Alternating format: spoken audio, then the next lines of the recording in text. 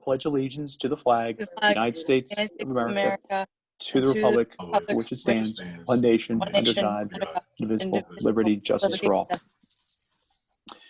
All right. First order of business is the minutes from the September meeting. Hopefully, folks had a chance to review them. Do we have a motion to approve them? So proposed, so moved. And I hear a second in there too. All in favor? Aye. Aye. Those opposed? All right, motion passes. The minutes have been approved. Second order of business is a warm welcome to Christina Baciano, who is joining us. Christina, I'll give you a moment just to say hi and introduce yourself to those who are on, and hopefully we'll do it in person next month with the full board together. Sorry, I unmute. Hi, everybody. I'm Christina Baciano. I live on Conestoga. I've been in this town for 5 years. I have two boys who are identical twins who are in 5th grade at Radnor Elementary School. I'm a single mom. I work full-time. I work for Hitachi, so I sell, I'm an account manager for high voltage products, so all the lights and all the good stuff we need, I'm responsible for that. So I do that, and then I don't have much of a life because of all of my other stuff, but I enjoy this kind of stuff. So this is the reason why I kind of diving into this is because this whole COVID thing has had some time to self-reflect. And one of the things I thought about doing is to maybe give back and be of service to others, because I feel like this has really kind of put me in a place where I evaluated helping others when I'm gainfully employed. My kids are healthy. We're all doing okay. So I thought, like, how can I help others? So this is one thing that I'm doing to try to give back and trying something different. So that's kind of my story. So. Well, that's wonderful. I will certainly speak for everybody and welcome you. We've had a vacancy for a little bit, and we're happy to have some new energy and certainly have you on board in particular.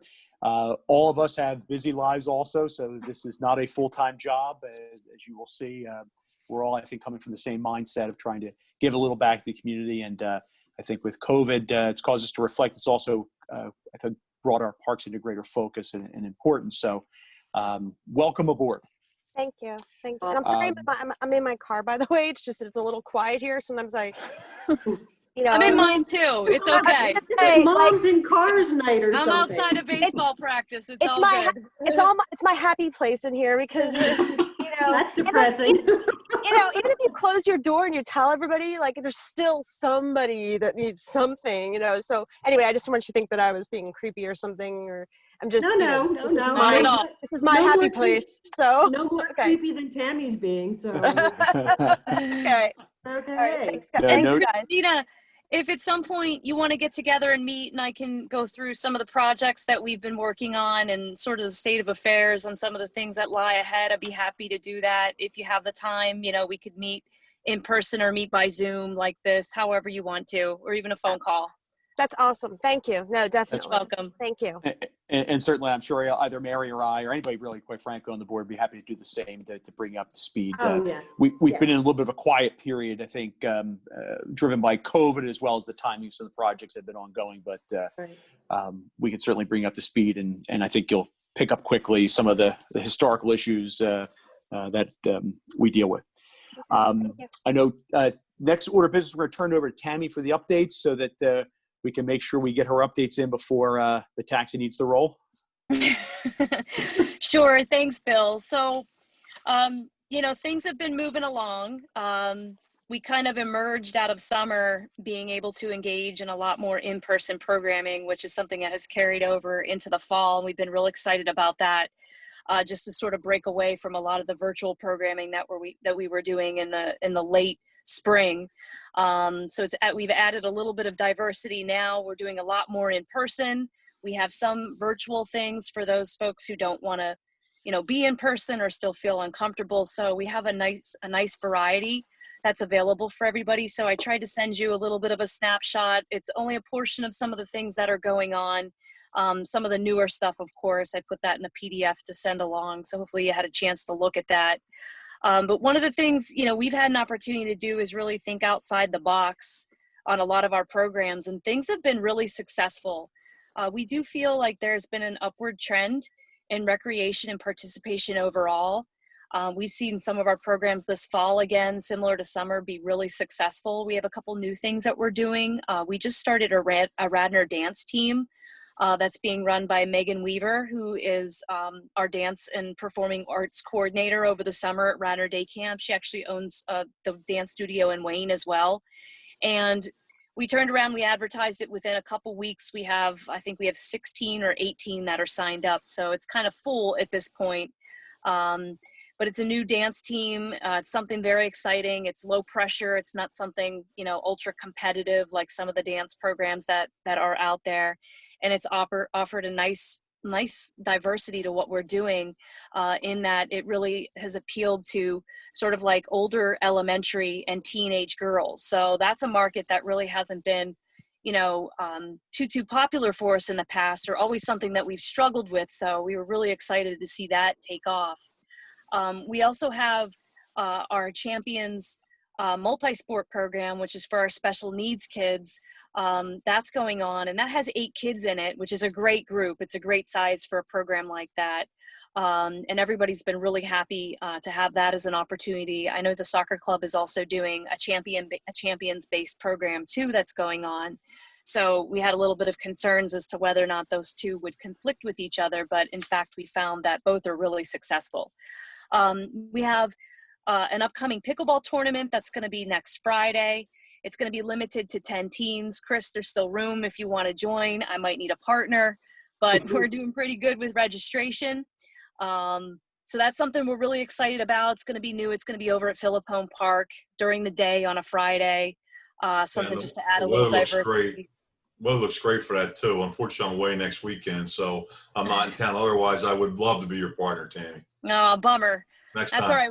We'll get you on the next time. This is right. This is kind of like our department's first run on a tournament of this kind. So, we're going to be learning a little bit as we're going through with it, but something that's been, people have been excited about. In fact, a lot of people did reach out to us, and I have to believe if we offered it on a weekend, it probably would have been about 3 to 4 times more popular based on the feedback that we had. So kind of glad that it's on a Friday and a weekday, just again, so it's something we can sort of learn through, as a process. And, we always want to be mindful of taking up the courts to the public also, because I know over the summer being over there with the park-based day camp, those courts were filled every morning, and part of that parking lot was full. So it's definitely been popular, especially with the new improvements that, that happened recently as well.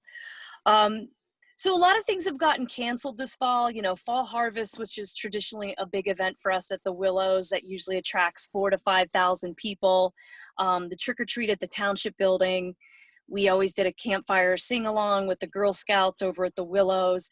Just, the Radnor Run, it's, all these things have been canceled and or moved into a virtual platform like the Radnor Run. So, we've had to get creative, and we've had to try some new things. So instead of doing the trick or treat at the Township building, we're actually doing on the Willows Trail, just a small portion of it, about a little less than a quarter mile in a loop back and around through the trail, as well as in another section of the Willows with a maze. We're going to have a scavenger hunt that's going to be taking place on Sunday, October 25th. This is a new activity that we put together. We have it divided into sections based on half hour. So we offered about 20 registrants per half hour, just so we could keep it sparse with people, so they could social distance and not pack, so that we had a large group of people, gathering around together, just to be mindful of health and safety, procedures, as we have been with all of our programming. And we actually sold it out today.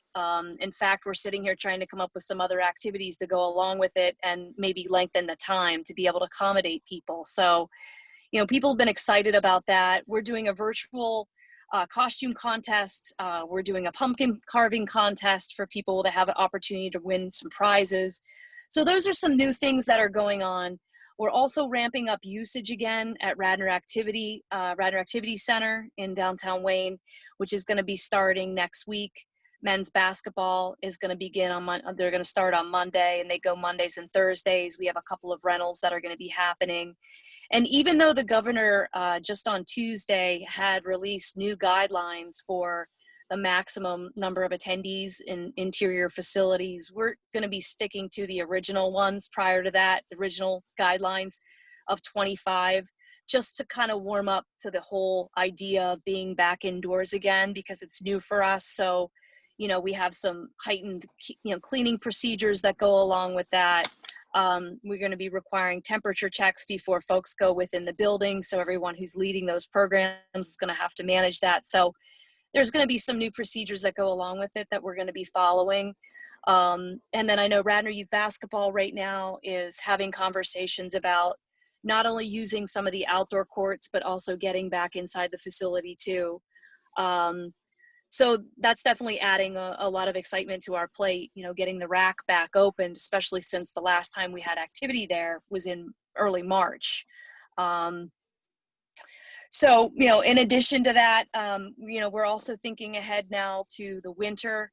Obviously, you know, transitioning indoors is going to be something that, you know, we're going to want to continue to monitor to see how that goes at the rack, to see how we can be successful at that.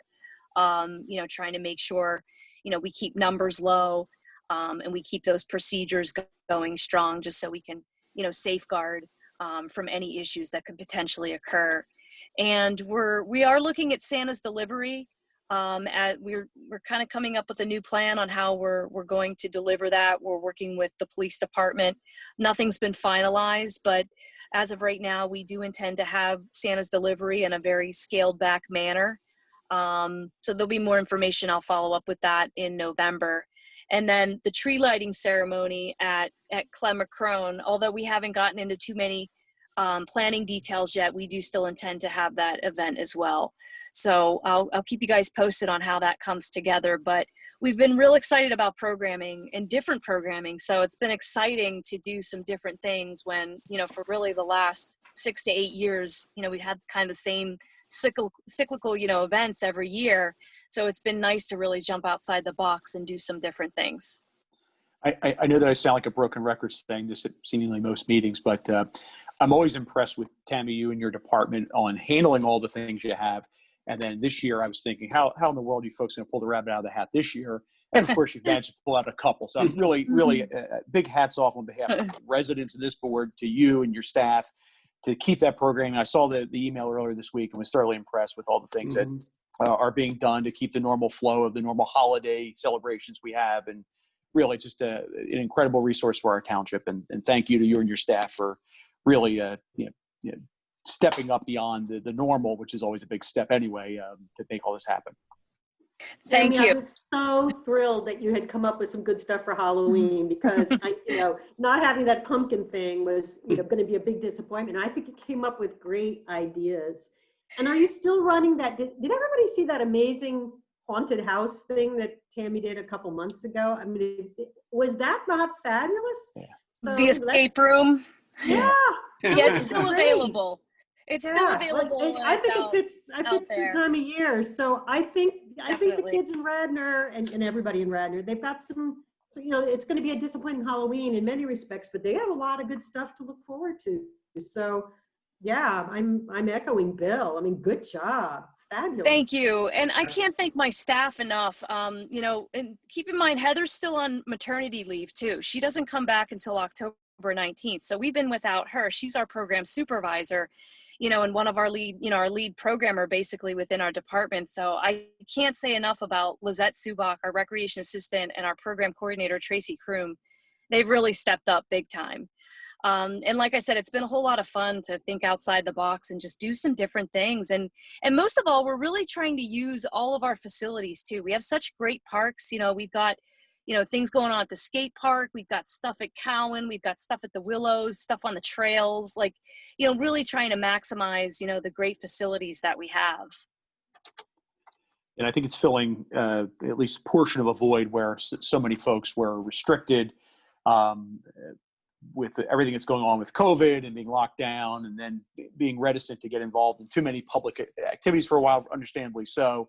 It's really, really nice to have an outlet there for folks to still have a sense of community and get out of their backyard and their house to do some really exciting activities.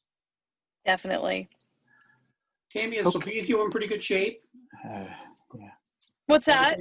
Is Sulpizio, the rack, in good shape, all things considered?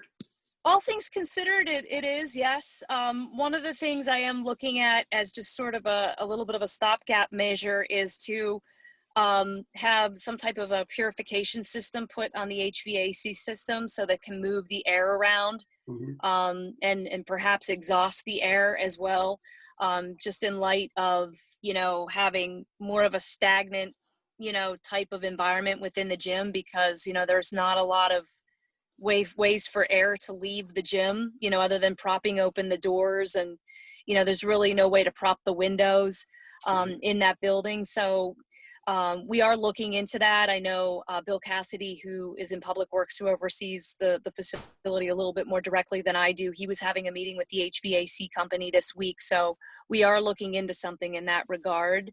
But in general, yes, the building continues to need the work that it needs. And, I know that's something that we're going to continue to put forward to the commissioners through this budget cycle.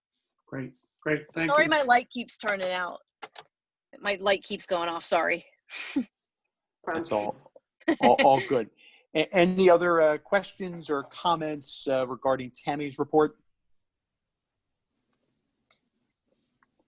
And I'll just ask a question in a generic sense. I assume in terms of progress with the parks that you gave us the last time, that we're essentially status quo from where we were 4 weeks ago on whether it be the formal reopenings at Philippone and Beauconnor and Tennell and Fenimore Woods with the progress there.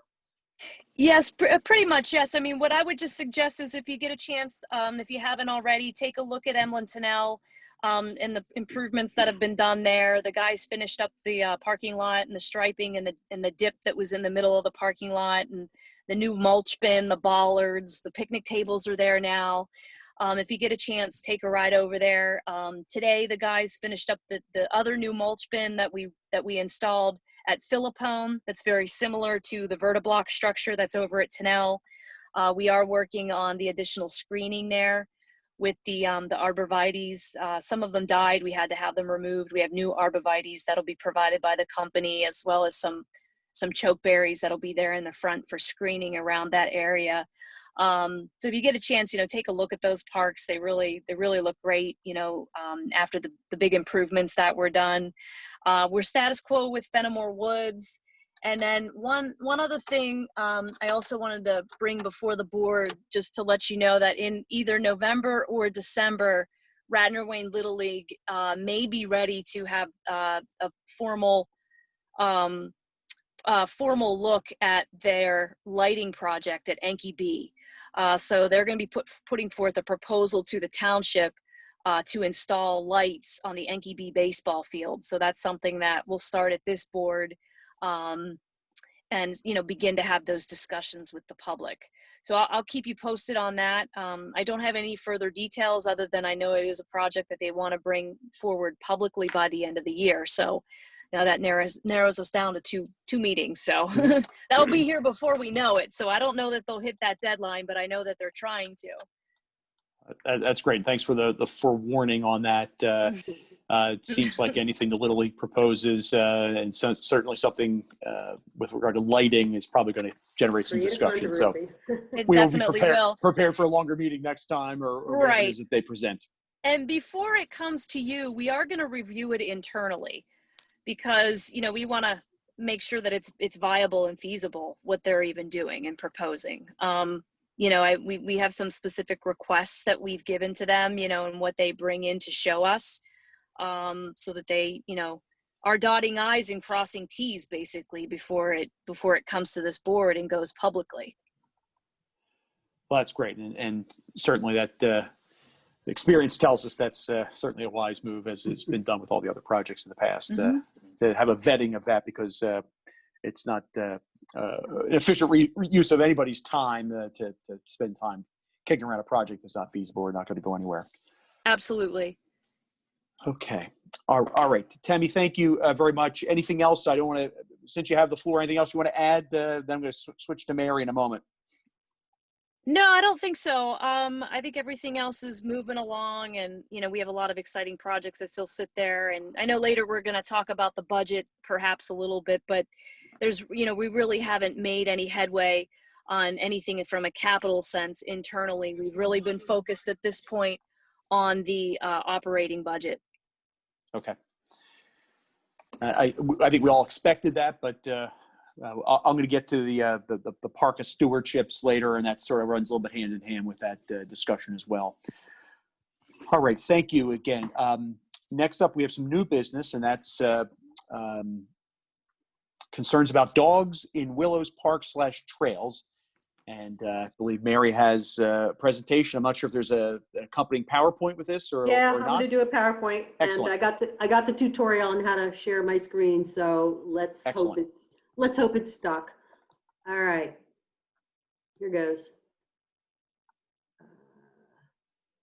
My whole life is in front of you here. Here we go. Everybody got it? Got it. Yep. Parks in the parks. Perfect. Parks in the parks. I wasn't going to do this unless I could come up with a catchy name. Here's my preface to this is I hate this dog in the park issue. A friend of mine had to deal with it 20 years ago when she was on Parks and Rec. Her name is Mary too.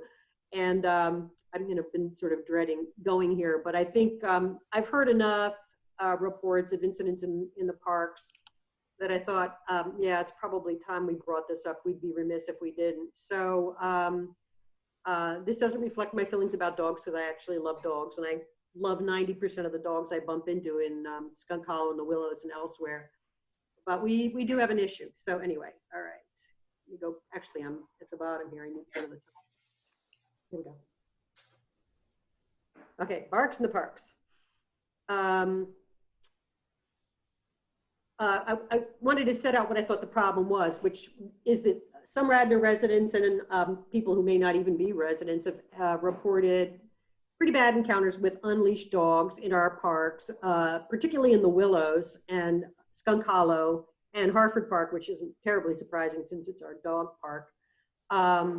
And these include, being charged by a dog, being growled at by a dog, being jumped on by a dog, knocked over. If it's at Skunk Hollow, often the dogs are wet and muddy. So the question arises, how does Radnor regulate dogs? And I wanted to compare how Radnor regulates dogs in parks to other municipalities in the area, and see what the differences were, and query whether maybe Radnor needs to rethink its regulations regarding dogs in parks. And if so, what should we do? So this is a dog that charged me. I was doing field research on, what day is it? It's Thursday. It must have been Tuesday, just to get some pictures of dogs that were running loose. And this one started to attack me until the owner called him off. So that's kind of a scary situation when you have a German Shepherd jumping at you. It took maybe 5 minutes in the park for that to happen. So I'll start with Radnor. Radnor regulates dogs in two places. One is sort of a generic, dogs in the neighborhood type of requirement.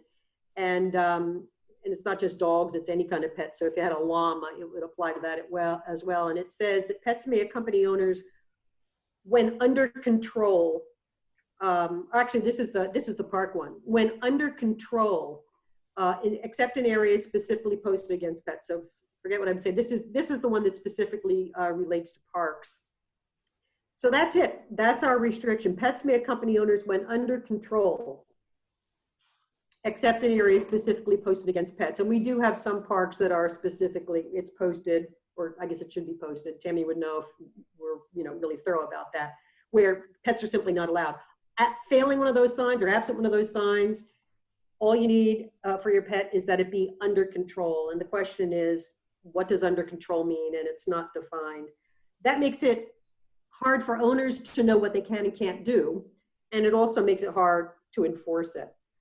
And there is a penalty associated with that. It's basically $600 penalty. But again, if you don't know how to define the violation, there's going to be a problem with enforcing it. I'm not even getting into the resources for enforcement, which is another problem. And this is the one I thought I was starting with, which is dogs at large. This is just your basic neighborhood dogs in the neighborhood. And it's interesting, it doesn't use the same terminology. It just says that dogs can't run at large unaccompanied by the owner. And at large is defined. It basically means, this is a kind of a vaguely worded or ambiguously worded provision, but it basically means being unaccompanied by the owner and not on a leash. The penalty, and also prohibited, is your dog is not allowed to injure people by biting them, jumping on them, knocking them down, or attacking them. It goes into some rabies stuff there. And the penalty for that's a little larger. It's about $1,000. So the at-large one, which doesn't exactly use the same terminology as the park one, does seem to have a bigger penalty. Okay, so that's Radnor, pretty straightforward. So how do the other townships regulate? Well, this is going to be an eye-opener. Okay, Easttown Township. Easttown is very cut and dried. They make it very simple. Basically, no person with or without a dog can annoy anybody. That's a little vague, but you know, that's interesting. So you're protected against annoyance by a person or a dog or whatever they have with them. But more directly to pets, pets or domestic animals must be kept on a leash. And you have to clean up after your pet. That's it. That's Easttown Township. Very black and white, but must be on a leash. Lower Merion goes in the opposite direction. As simple as Easttown is, Lower Merion's is complicated, but I think it reflects having really thought it through. And I like the way they structured it because they start out with a default. And having worked with federal regulations for 36 years, I kind of like this. The default is no dogs, no animals. And then it creates a bunch of exceptions. So it makes it, you know, the default is not, it's okay, except. The default is, it's not okay, except.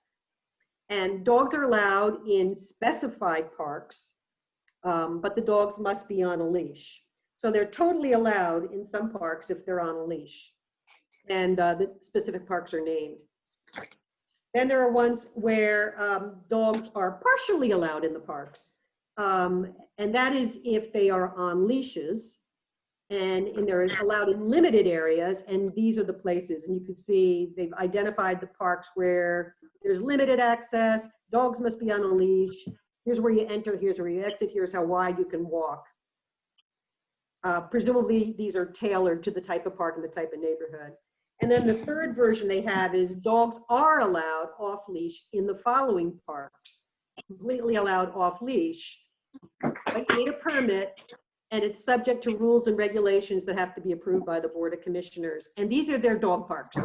And their dog parks are at Rolling Hill Park and at West Mill Creek Park. And we'll get into dog parks a little bit later.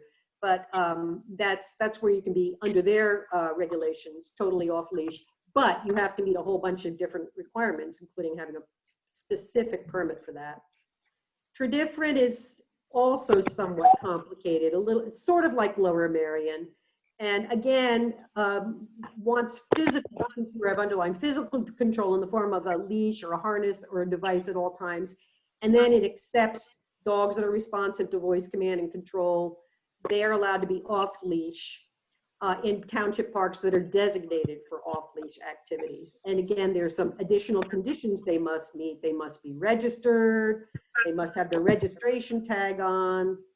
There are time restrictions. You can have your dogs off leash in certain parks at certain times on certain days. Again, this must have been thought out given the nature of the park and the nearby areas. And then here are some more conditions that must be met. But the bottom line is the dog has to be on a leash unless it's in one of these designated areas. Newtown Township is also pretty straightforward. They have to be on a leash, basically. And that is both for their at-large dogs in the neighborhood regulation, which has a penalty, and their and again, you can't jump, knock down, attack a person. That's just their general dogs in the neighborhood. And here's their specific park ones, got to be on a leash. No exceptions, no qualifications, got to be on a leash. Haverford Township is a little bit complicated. But again, to cut to the chase, has to be on a leash, and they specify how long the leash is, 6 feet, and sufficient strength to restrain, blah, blah, blah, blah, blah. The person holding it has to be strong enough. Not allowed to bite, jump on, knock down, or attack human beings. And there are penalties. And here's one specifically to parks. Dogs are permitted in certain parks, and subject to certain restrictions. They, again, they need to be leashed. They can be in these other parks. So they're kind of picking and choosing what parks. And then they impose a couple of other specific requirements for dogs that are here. They can't be in sports areas, for instance. And there's their penalties, $1,000. Upper Marion, bottom line again, you have to have your dog on a leash or in an enclosure or under reasonable control when you're at large in your neighborhood. But when it comes to parks, got to be on a leash. $1,000 penalty. They don't talk about dog parks and stuff like that. So here to summarize is my scorecard. All those townships that require a leash or physical restraint are here. All those townships that do not require a leash or physical restraint are here. And again, noting that Lower Marion and Tredyffrin have some sort of, exceptions with lots of specific conditions that you have to meet that exception. So there's quite a contrast, which I'm, how do you explain that contrast? I don't know. While you're thinking about that, let's then move on to how does the state regulate dogs in state parks. I thought I would just take a look at that. And it's kind of a, this is a lot of words, but this is the Pennsylvania regulations. Cutting to the chase, dog has to be on a leash or in a cage or in a crate. There are exceptions for hunting dogs and for dogs being used to assist, like a guide dog. But, basically has to be on a leash, state parks. And an example of that, sorry for the crummy picture, is Ridley. I went down to Ridley Creek and took a picture of what they had posted. And it says, all pets must be on a leash. Okay, so how do the feds regulate dogs in federally owned parks? We're so lucky we have everything in this area. Here's the Code of Federal Regulations. I felt homesick when I saw this. Pets are prohibited in federal parks. You need to crate them, cage them, or restrain them on a leash. Well, they are allowed, they're prohibited unless you crate them, cage them, or restrain them on a leash. And they indicate how long the leash can be. And here's Valley Forge Historical Park, and here's their sign that says all dogs must be on a leash. I didn't bother to find the penalties for this. Then I thought I'd go and see how private organizations, since we have a lot of non-government owned parks in the area. Let's see what they do. And Hildeseed Natural Lands Trust, there's lots of natural lands trust parks in the area. If you don't know that, you should know that because they're great to walk in. They're not too crowded. Dogs have to be leashed. I go there a lot. It's a great park. Rushton Woods Preserve, that's Willistown Conservancy. This is a bad reflection here, but dogs are not permitted on the preserve at all. Just none, no dogs. And here's McCaig, which is on King of Prussia Road, which has a woodland hiking trail a lot like Skunk Hollow. Dogs must be leashed at all times. And a little bit of etiquette down here, no exceptions. One park, and I forget which one it was, says dogs must be on leash. It doesn't matter how friendly your dog is. I thought that was cute. All right, what about dog parks? Here's Haverford's. Haverford has a really nice dog park where they have their recreation center. Dogs must be leashed when entering and exiting the dog park. Dog park, they can run leash free once they're inside it. While inside it, the handlers must have a leash in hand at all times. While inside the dog park, the handlers must be present with the dogs and have them under visual and voice control. When they're in the dog park, they can only have 2 dogs per handler, and the park is fenced. Haverford even has a park, one park for big dogs and one park for small dogs. It's really well designed. Mm-hmm. Lower Marion, I mentioned earlier, Rolling Hills Dog Park. Only dogs that have valid permits, that's right from their regulations. Dogs must be within sight and under control of their owner, handler at all times. Sounds a lot like Haverford. They have limited hours. Here you see their sign. Dogs must be kept on leash in the parking areas, on trails and through fields and meadows. And the dog park is fenced. Pretty busy place. Here's Radnor, because we have a dog park too. The biggest of the bunch by far. No requirement that dogs be leashed when entering or exiting the dog park. No requirement that owners, handlers have a leash with them at all times. No limit on number of dogs. No permit required. Dog park is not fenced. So there's quite a contrast between our dog parks and the two that I checked out in Haverford and Lower Merion. Again, why? Why is that? So observations, which is what I said, every municipality in the area except for Radnor, 3 local government organizations and the state and federal governments require that dogs in their parks be leashed or otherwise physically restrained, with some exceptions in those, thorough, very well thought out ordinances. In Radnor Township, dogs in parks do not need to be leashed. They need only be under control, which isn't defined, except in areas specifically posted against them entirely. A chart indicating, for your convenience, whether dogs are permitted or not, by the way, and I didn't know this, Tammy pointed this out. You can go on our website, and if you just keep digging, you'll find a chart with all the parks and what are the amenities, and you can find which ones do allow dogs and which ones absolutely don't allow dogs. Nice to see. Also, another observation, I've already sort of made this, is Haverford and Lower Merion require that several conditions be met in order for owners to use their township's dog park. Radnor does not require that such conditions be met. So that's the contrast. So why are Radnor's regulations regarding dogs in township parks less stringent than those of neighboring townships, the state and the federal government, as well as 3 nearby privately owned, open to the public parks?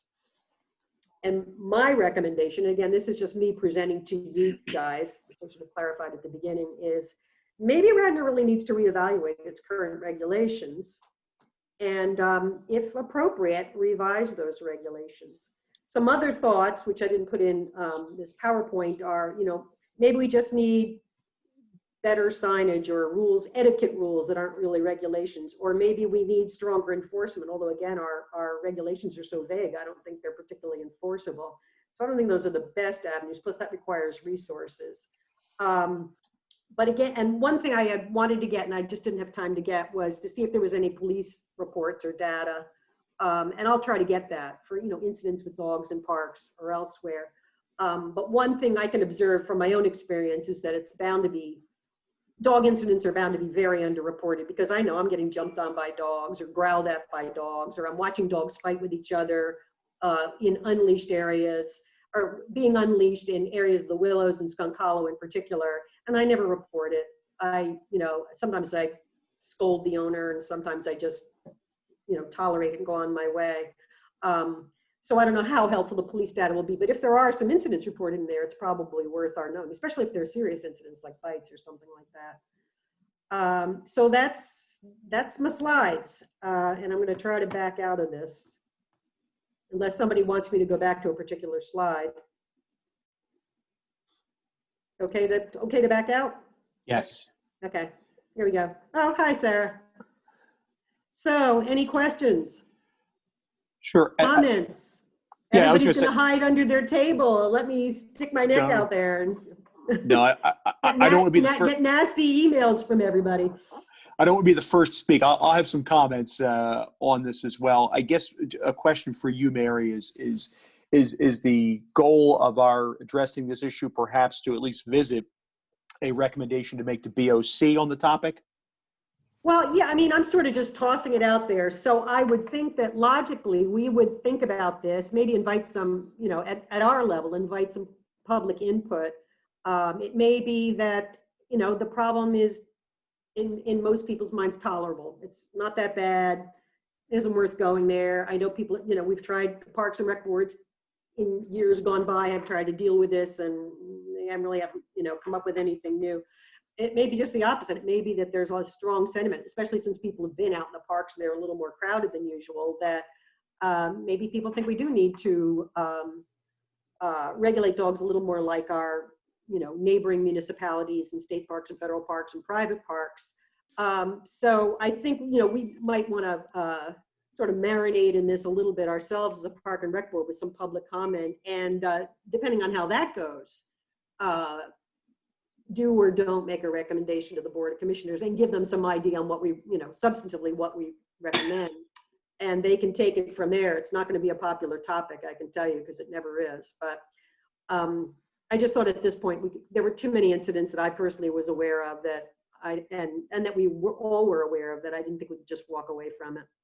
So that's where I am. Yeah, and we've had folks come before this board,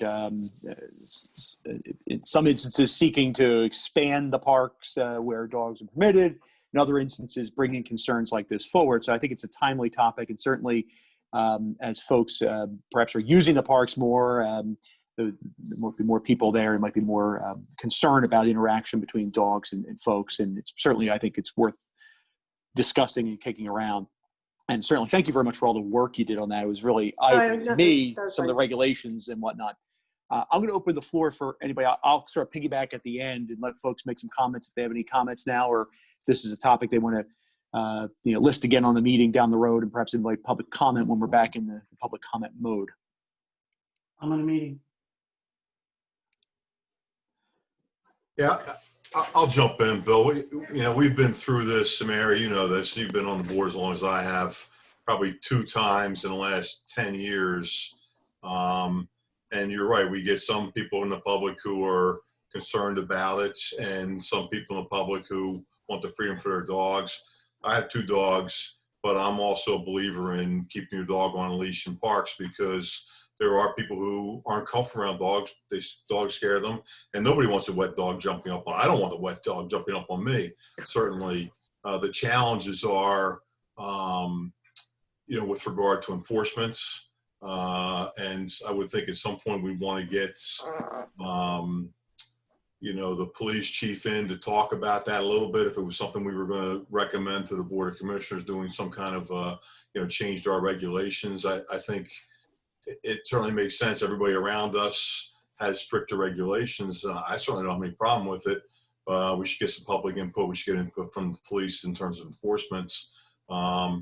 It's definitely worth looking into, but it will be a touchy subject for some people. It will be. It will be. And, personally, I love dogs, and nothing makes me happier than seeing these happy dogs jumping in Darby Creek. I mean, it's just a beautiful thing to see.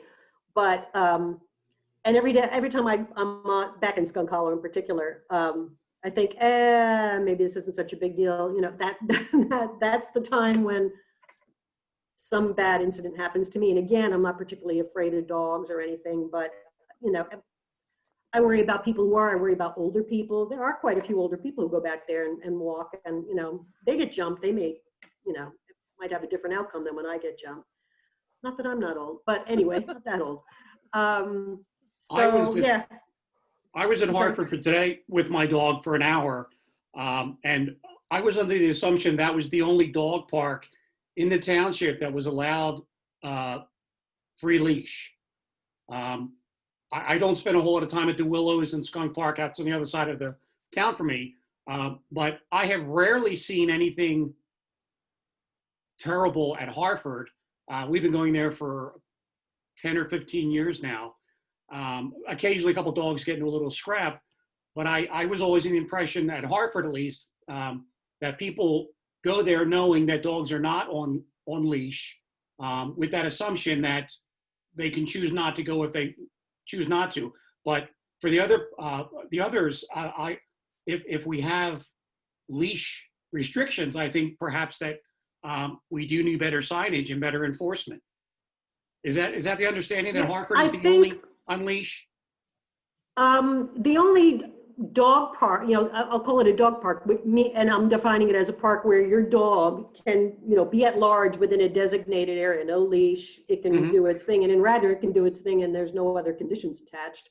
That's the only designated park in Radnor for that.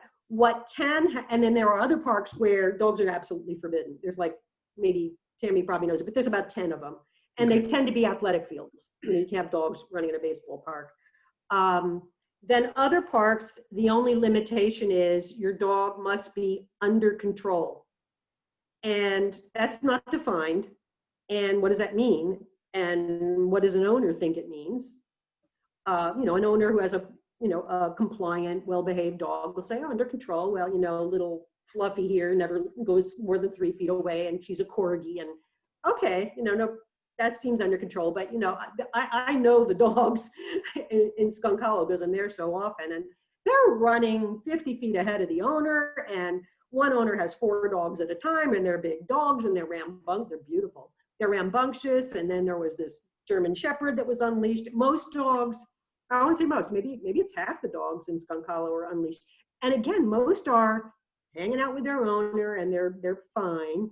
Some are a little irrationally exuberant and jump all over you, and they get you wet and dirty, but they're not vicious or anything like that. Sure. There's a whole range of dog behaviors, I guess is what I'm saying. But really, you don't need a leash if you think you've got your dog under control at Skunk Hollow. People define that differently, clearly, because these dogs that run around way ahead of their owners, they're not under their control. They're not even within view of them. So that said, I love seeing these happy dogs walking through Skunk Hollow. I mean, they are happy, happy dogs, especially when they're playing in the creek. And maybe that's an area that could be designated off leash with some sort of restrictions, because I would really hate to take that away from all these retrievers that just love being in that creek. Sure. So it's complicated, which is why Lower Merion and Tredyffrin's regs are kind of complex, because I think they really try to, be surgical about it. Yeah. Just to follow up on Bill's inquiry, I guess, according to some materials Tammy had forwarded along, the dog-friendly parks, which I assume means that they are permitted with conditions, are Tennell, Friends of Radnor Trails Park, Hartford, of course, Ithan Valley, the Radnor Trail, Sawmill, and Skunk Hollow. Yeah, so if you guys go on the website, and I'm sure that's where Tammy just went, you go under Department of Recreation and Community Program, Tammy's department, and then you go down to Parks and Facilities, and you just, you fiddle around. You're going to see a list of facilities and their amenities. And it's a really nice chart. It tells you all the parks and all the amenities. And one of the amenities is, can you have dogs there? And you can see, and there's a certain logic to it. Obviously, athletic fields, no dogs. Willows is supposed to have no dogs. But, the parking lot at the Willows is the Willows, and the dogs are running around off leash because people aren't doing what they're supposed to do even before, these other communities' dog parks, which is why you're in the parking lot, before you're in the fenced area, to have your dog on a leash, but they don't. So that's a traffic problem too. I'm often worried that I'm going to run over somebody's dog or something, because the dogs are running all over the place in that upper parking lot at the Willows, right below where the entrance to Skunk Hollow is. Last thing I want to do is run over somebody's pet. Mary, I have a question. By the way, excellent job on this research. And I have a retriever right next to me, by the way, who's Sadie, who's very asleep. But and I don't want to share my views, but I'm just curious. I didn't hear anything talking about protecting like other dogs, right? So I heard a lot about protecting people, but I actually, not that I don't give a crap myself, but I've heard numerous things recently, very recently, because I have a dog, about people not having a dog on a leash, but the dog hurts another dog. Yeah, it happens. That's my problem, is that those vet bills are very expensive, and it's not, and that's probably why it's not reported, right? Is that people just go and they take their injured dog and they go to a vet, right? And but it's very traumatic if you have, big, little, anything. I don't hear anything about people saying that, your dog can hurt other dogs. Oh, absolutely. Small children. So that to me is like my biggest issue. Is I am with I think Chris. I absolutely, without hesitation, believe that unless it's a designated dog park where the dogs are all allowed and there's no kids, it's a leash. It's like, but I've had someone attack a dog recently, and they came and told me about it. So that's why I was just gonna ask. Yeah, nothing outlines that, right? So I actually have seen more of that than I've seen people. Even myself. Like, I practically live in Skunk Hollow. But I have seen, and it's troubling to the owner. it's troubling to both owners, but it's especially troubling to the owner of the dog that's getting beat up. But it's troubling even just as someone who's walking along the trail or, looking at wildflowers as I am. I mean, who wants to, it's an alarming thing to watch two dogs really have at it. And it's just an upsetting, and it must be upsetting to kids and stuff like that too, but dogs do get injured.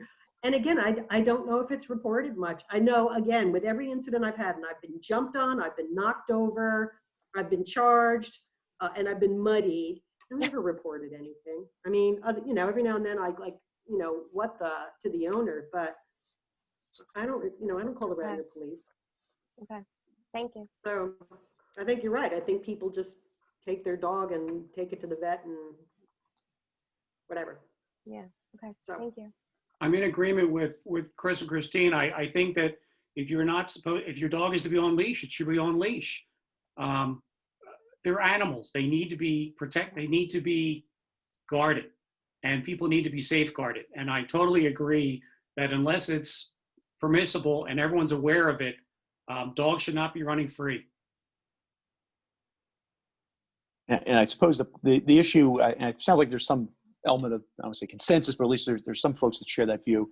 There really isn't anything in the code that makes that the rule. Right. I was surprised by Mary's presentation just to see the unanimity with which the other political designations have required a leash, and we're seemingly alone on that in this area.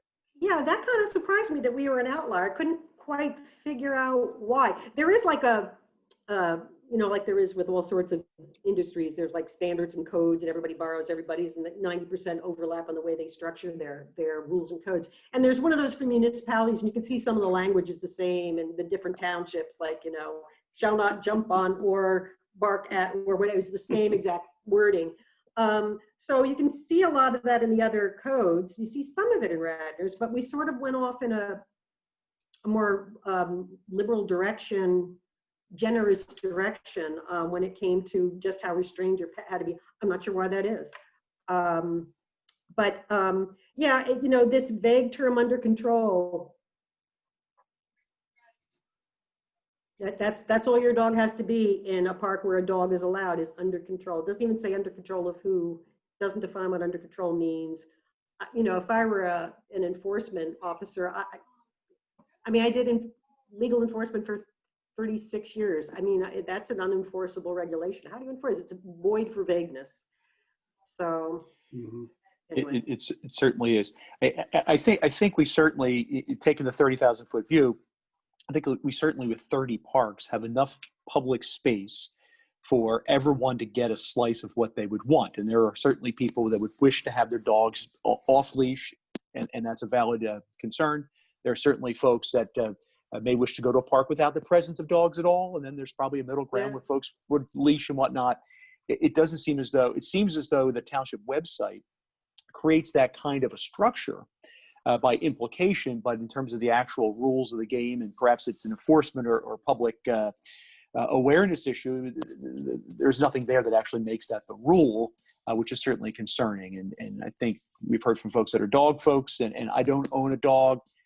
I enjoy them and have no issues with them, but I think there seems to be a consensus here of there are certain parks where there should be a leash requirement, and perhaps the residents would share that view and the public at large would share that view, perhaps not, but I think it's a worthwhile topic to kick around. Yeah, it tends to get a lot of pushback, as Chris can attest. This is not an easy issue. It'll be controversial. Mary, the other thing I'm thinking, when I lived near Emlenton, we had a dog, and before we had a dog, I noticed there were very specific signs about not having dogs and having them on a leash. They can only be on the trail. They can't be on the softball fields. And when I had kids playing softball, I was like, oh, I get it. That makes great sense. And then when we had a dog and it's the middle of winter and there's nobody around, or it's the evening and there happened to be nobody there, and it's this big, beautiful space that you can let a puppy run, but you can still catch them because 3 sides are fenced.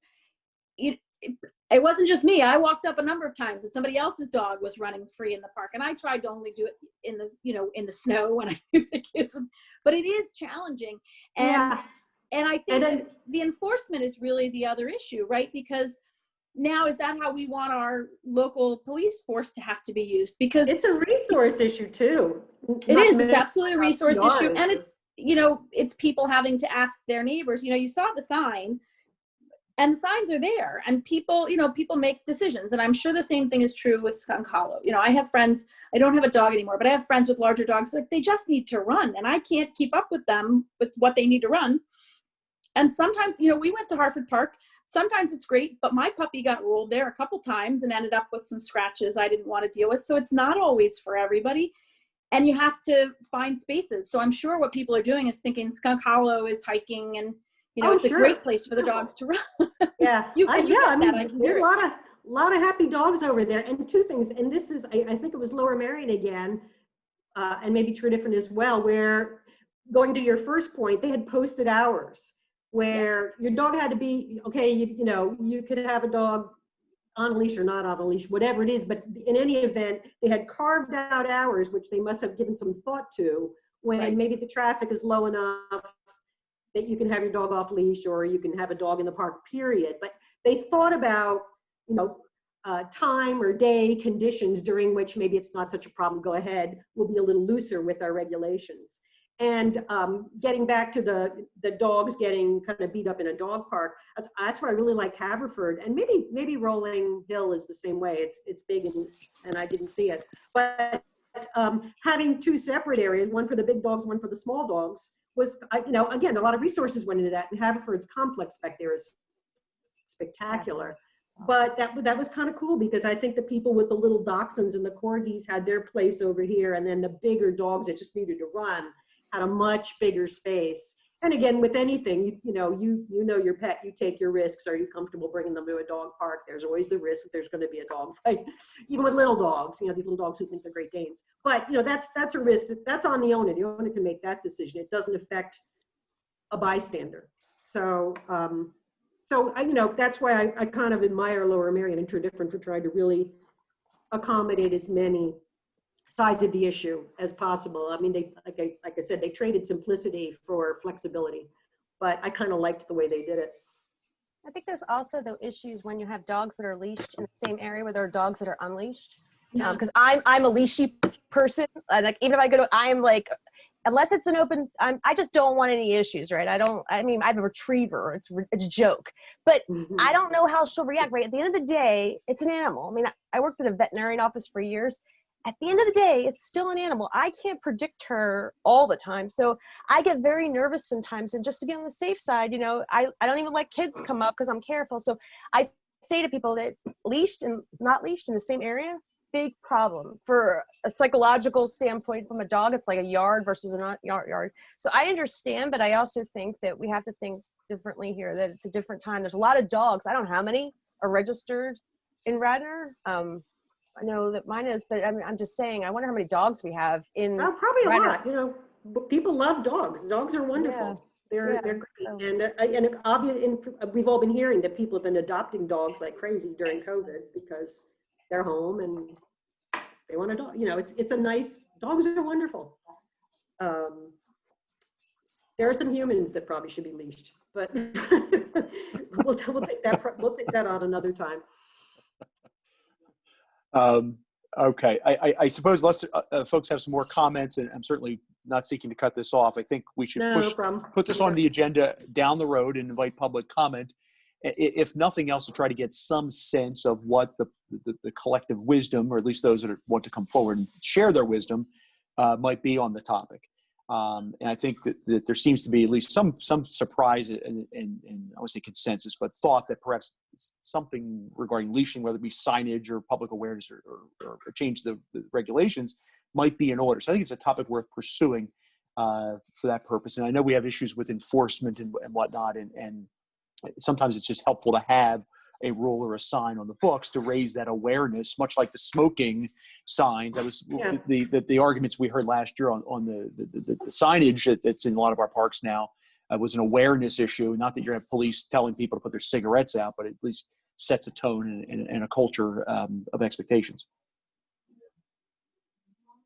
Yeah, I think for Radnor, which has vagueness, I think clarity will help. Some people say, oh, okay, well, if that's what's required, most people are very compliant and they get it. But they do need some clarity because right now it's very vague. Okay. Anybody else on dogs comments? Okay. All right. Do you guys have a copy of this PowerPoint, or should I send it to you? That would be great, Mary. I saw a draft of it yesterday, but the rest of the board does not have that. I'll send out the final to all of you. That's great. Okay. And thanks again for all the work on that. That was really, really well done and very enlightening. No problem. No problem. Got me outside. All right. The next topic we have is the Park Stewards, and just for the benefit of perhaps Bill and Christina, I know Doug and maybe it's benefit to Sarah too. Mary and I have been around this before.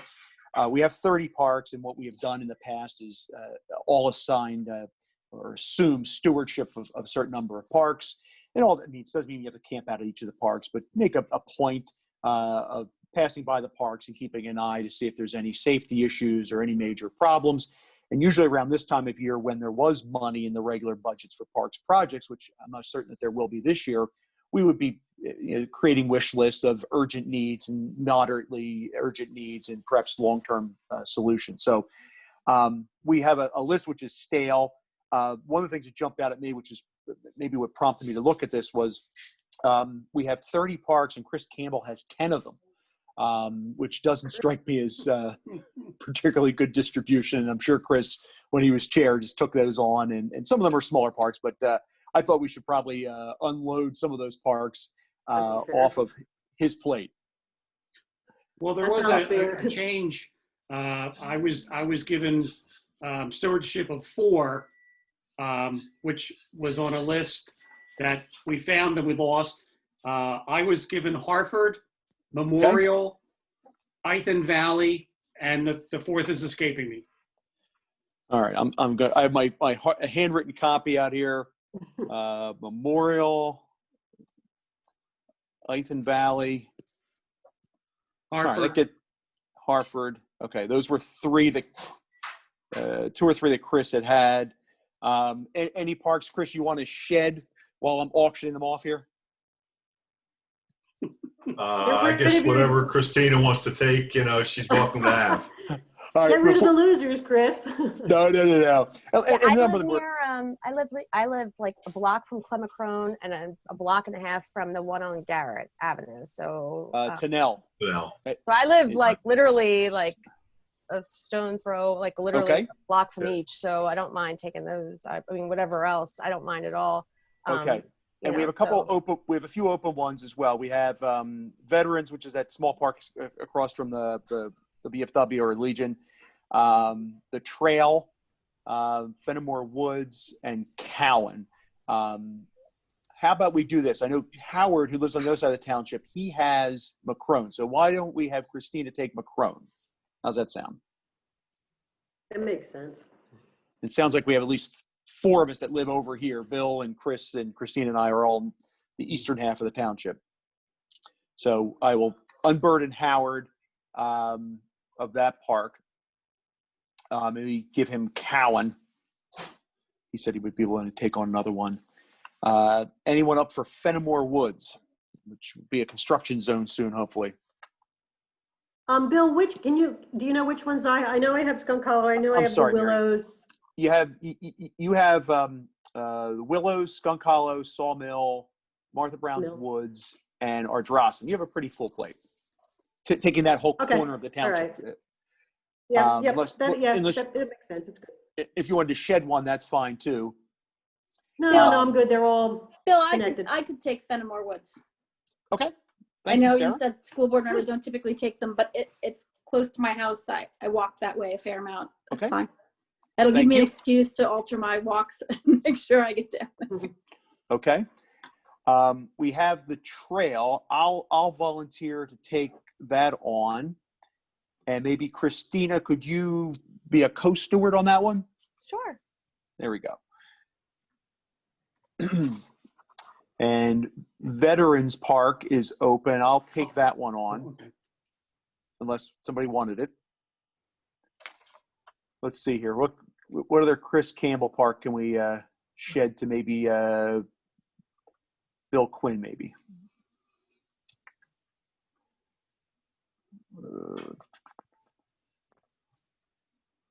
How about Unkifer? Real big one. Down there next to the McDonald's. That's very challenging. If I have to, I have to. All right, you've Take got one for the Unkifer. team, Bill. I don't think Chris Take one spent for hours. the team. It's all right. It's all right. That lightens the load, Bill. Thanks. The numbers bother me. 10 out of 30. You can't have that. I go to CVS a lot. I can check it every day. I can help with that one too. If you guys need help with that one's okay. Way. Yeah. All right, and I cut through there a whole bunch on my walks around town. So if I see anything, Bill, I'll drop you a note. Thank you. I'm on the alert. All right, so I'll recirculate the list, and I'm scribbling all over it, so I can't really get a 30,000 foot view of the distribution, whether it makes any sense or not. But I'll circulate that in the next few days, over the weekend with a revised list. If it still looks goofy, maybe I'll suggest something by email about how about we switch X and Y around to make it a little bit more fair. And if anybody wanted out of a park, it's fine. I know Claire offline said she'd keep the ones that she had, and Howard said he'd take on one, so I've given him one. But if anything looks out of whack on that list, please let me know, and we can re-engineer that. And then I guess before the next meeting, if you could at least make an opportunity or take the opportunity to take a look at the parks. I think probably the main focus at this point is just a safety thing. I don't know how much, and Tammy, when she's online for the next time, can speak to how realistic there's going to be any funds available beyond the bond, which I guess is the 2015 bond, which is going to pave the way on Fenimore Woods. And off the top of my head, I recall that there was some allocation for Odoricio in the basketball court in the parking lot there. But take a look, see what we find for the next meeting. If there's anything you see out of whack or glaring needs or even wish lists, take a look at that. We can start to compile that. We do have a large master spreadsheet we've had from year to year on that, and we could probably add that to it as we move forward. And perhaps next year will be a better year for budgeting and some of the wish list things we can accomplish. And it's not to say we haven't accomplished a lot with a lot of the major park renovations lately, but I think all of us in this board wish to keep on improving our parks, and that's sometimes it takes dollars to do that. Bill, one thing, if I may. Yes, please. Sorry, I don't have my camera on. I'm moving around now, getting in the house. But I can also circulate what the last version of the capital budget was as well. That'd be great. Everyone will have an opportunity to see how, obviously last year we didn't have a capital budget, but you'll be able to see the projects that have been lining up within there that really, go out the next 5 years, 8 years. Just as a standpoint, kind of a working point to know where the administration has been and what's been presented to the Board of Commissioners. That would be terrific, and certainly that would reorient all of us and some of our newer members, get them on track with that as well, so that they see how things have been done here and how we're looking to compile information on the parks for their betterment in the future. Terrific. All right. That was the last agenda item. I'm going to just make a comment about something at this point in time for a future agenda item, and Chris might shudder, but I think we're getting near time to bring back up communications. I'll do some legwork offline, at least try to see where things stand on that and get a sense of that. There has been some rumblings. I've seen some publications about the countywide systems changing, and I think it's an issue that should not go away. And some future agenda, we'll put it on there. I'll start doing some legwork on that. But I know we've kind of beat our head against the wall on that a little bit, but it doesn't mean the problem's been solved. Bill, I'm sorry. Can I ask you to clarify when you say communications, you mean website? Or are you talking about emails? I apologize. Public notice? I apologize. I shorthand spoke. The main issue is twofold. It's the capabilities for just regular cell phones in some of our parks, especially down in the hollow of Skunk. Mary's brought this up before. Yes, thank you. Okay. And then there's a related issue with the ability for our countywide dispatch to signal communications into those zones as well, whether it be receiving calls out or sending calls to folks in the field, responders and whatnot. And it's been a concern in the past as we continue, as we heard from Steve Orsini in the last meeting, we blaze new trails, especially in that area, and our parks are well used. That's something we don't want to lose sight of.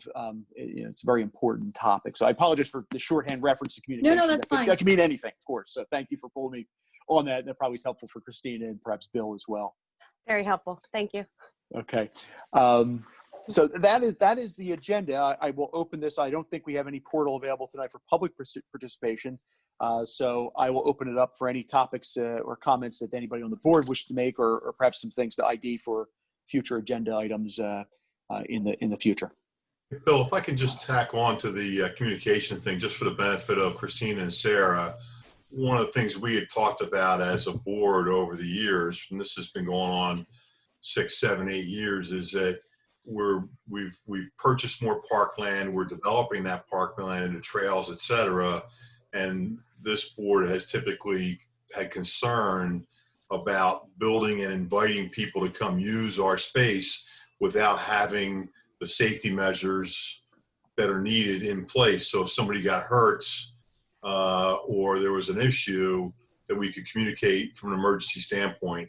And that was really the concern of our board, not whether, Bob Smith has cell service when he's walking through the Willows, is if somebody were to get hurt or there's a problem, communicating from an emergency standpoint. And Mary, maybe if you could, you probably spend more time down there than anybody else. Is it any better at all down there, or what are you finding? I guess it depends on who you've got your service with. It's not too bad for me with Verizon in the parts of Skunk Hollow I go into, which is most of the time the north. I guess it's north side of the creek and not the south side, which is more the Newtown Square side. Where I have a problem is the part of Skunk Hollow that's not woods, that's sort of meadow near the composting area near Skunk Hollow Community Garden. That's where my service is really spotty. But down in the hollow, mine is not bad. But I've heard that other people with other service, they have different problems. So. Right. Thanks. Yeah. Thanks, Chris. And I know we've had some folks in from the county to speak about the issue. We've had some presentations. I know Jake Abel has had some times where he's brought some issues before us on that topic, and micro cells and things like that. I just think it's, for my own edification, if nothing else, get an update on where things stand, and then we can choose to go down the road again or not, but at least get it from an informational standpoint, understand where that process is. Great. Thank you. We've been banged our head against the wall for a while, Bill. Yeah, it's time to bang. Well, the dog park will help us bang our heads. Yeah, we can get both sides of the head. Let's just pile on here. Sarah, did you have something? I did, and I apologize. I was late, so I probably missed this. I'm having terrible technology issues this evening. I know Tammy sent us a list of the things that the township is doing for Halloween, and I think that's just wonderful. I really appreciate that. The one thing I got asked, and I said I didn't quite know, is there township guidance about whether there will be Halloween? I know I've seen other communities are definitely having it, definitely not.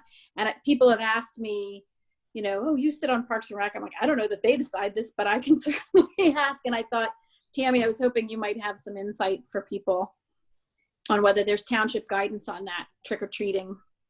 Yes, there actually is guidance. I know Molly Gallagher, who is our public information officer, had worked closely with the Office of Emergency Management.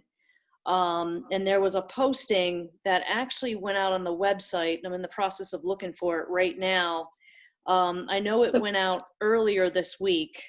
So people just need to look more closely at the website. Well, I'm on there right now. I know, it's hard to know, yeah. I'm on there right now. It's not, I guess on the main page, it has already fallen, below the most recent information. I didn't see it posted on the patch either, Tammy, because that's like my core of information. I'm a patch person. So I see that the trail sometimes comes through of what you guys post on there. Yeah. I'm a mom of 2 5th graders. This is a big deal. This is super Absolutely. important. So well, I see it was posted on October 1st. So if you're out on the main township page, you get a center section that gives you news. And as the township posts more news, the news that's still news down below goes to another page. So you don't actually see it. You actually have to hit the lines that say, more, click for more. So when I click for more, I get a lot more information. And as I kept scrolling down, it looked like there was the message posted on October 1st. and it basically goes into that detail. So what I can do is I can ask Molly to make sure that stays front and center, because I know our department's been getting a lot of questions about that as well. But there is a message that has been constructed on behalf of the township manager and the Office of Emergency Management, basically, providing information and guidance. I know that we're not opining, directly on whether or not you should trick or treat or not, but we're directing you to the CDC on their, long list of, holiday celebration tips, for fall holidays and, winter holiday celebrations. So what I'm reading here basically is taking you to to another website with regards to the CDC to basically, defer to that information. So I don't believe the township has made a statement from what I'm reading here in one direction or another to say, you should trick or treat or you shouldn't. We're basically saying that, if you're going to do it, you need to do it safely in accordance with the CDC's guidelines. Okay. No, that's helpful. I know I used to live in the Old Oaks neighborhood, and basically the streets shut down because they're packed with kids. And my current neighborhood is the same way. It's hundreds of people come through on Halloween. And I think that's, I have some elderly neighbors who are specifically concerned and said, I'm shutting off my lights. And I just didn't know if there was some other guidance for people. Yeah.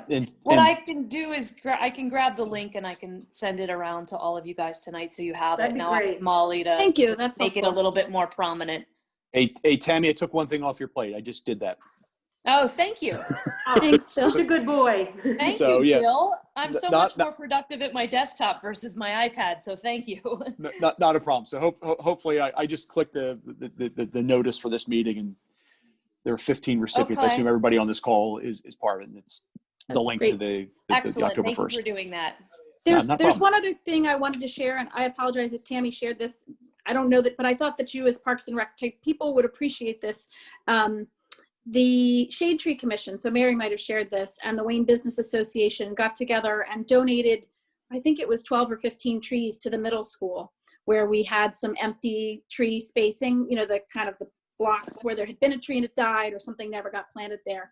And that was just really, really wonderful. I haven't gone by today to see if they're in yet, but they're going in soon if they haven't gone in already. And I just think that's great in a community like this when, everybody, especially the business are struggling, that the Wayne Business Association would step up and do that. I just wanted to make sure they got credit for that. That's great. Thank you for sharing that. It was something we did not discuss. That's great. Yeah, they've been very good, Wayne Business Association. Yep, it was very nice of them. Yeah. And Sarah, while we have you on the line, because what the usual reports from people happens at the beginning of the meeting, and I know you couldn't make it early on. Anything of import to this board from the school district? I believe our permits for the infrastructure project at the high school should be in the district or the township offices. They were being submitted in the last week or so. And, we'll have to see how all that goes. We're excited to see that move forward. Obviously everything's in limbo like everybody else's lives, and, the bidding will be important this spring. But hopefully that's on track. And the buildings are open, so that's good news.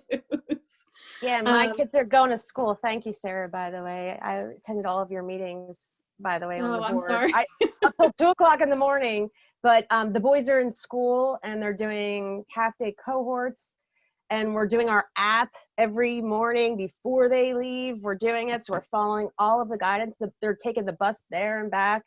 And everybody's wearing their mask, and there's plexiglass in front of the teacher. So I'm at the Radnor Elementary School. My two boys are. But I just want to thank you, because I didn't get to meet you, but thank you very much for all of your help on those meetings. They were really good, actually. I enjoyed them. So with a glass of wine, I enjoyed them. So they were fantastic. Maybe I'd enjoy them more with a glass of wine.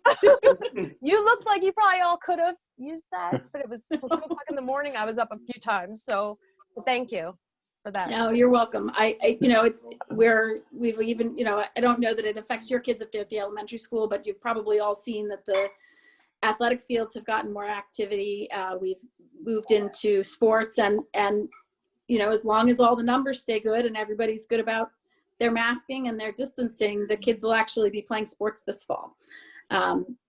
Even football. So I know there are some challenges, and they're required to wear masks for those sports. And, there's challenges with whether we can have spectators based on some of the state guidance, which I think just changed. So all of that may be moving around, but the band will be out there. The football team will be out there, cheerleaders.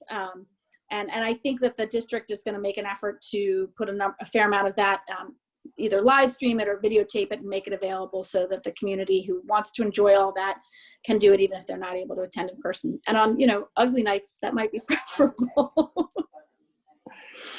So we're trying to get back to school as close to normal as possible. It's very hard, because I know the kids, if you got put in a cohort with not the kids you are most friendly with, you just have to look at it as an opportunity to meet new kids. But part of life. Yeah, very, very busy at our buildings these days. As a parent of a 15-year-old, we're happy we have an excuse to throw him out of the basement at least 2 days a week. See, and you know what? My kids are both virtual. This is actually, my office has been taken over by one of them. The other one took my husband's office. And so the only challenge is our Wi-Fi, but I'm glad it's working out for folks. Yeah. Yeah. The virtual, I think, is actually tremendously better than it was last year. I mean, at least from my standpoint, I have twins, and it's a little complicated. Everybody's in a different place, but I just want to say that I think that's improved greatly compared to last year. So thank you. I will pass that message along. There was a lot of effort. The administration worked all summer, and frankly, weekends all summer, to make that possible. So I will pass that along, because I know they'll appreciate hearing that. Yeah, I've told Ken a few times, because I was like, we've got to fix this. But no, I just want to tell you that the work has been tremendous. So thank you. I didn't do it, but you're welcome. Whatever you guys did, though, helped. Let's just put it that way. Thank you. Great. All right. Anybody else with anything else before we close down for the night? All right. Well, I'll take a motion to adjourn. So moved. And a second. There we go. All right. All in favor, or I don't know. Do we even have to vote on this? We don't have to vote on this. I know we're all in agreement. I don't think we have to vote on it. Do we? I forget. We'll vote on it. All in favor? Aye. Aye. Those opposed? All right. Now we're official. Thank you, everybody. Hopefully next month in person. Stay safe and have a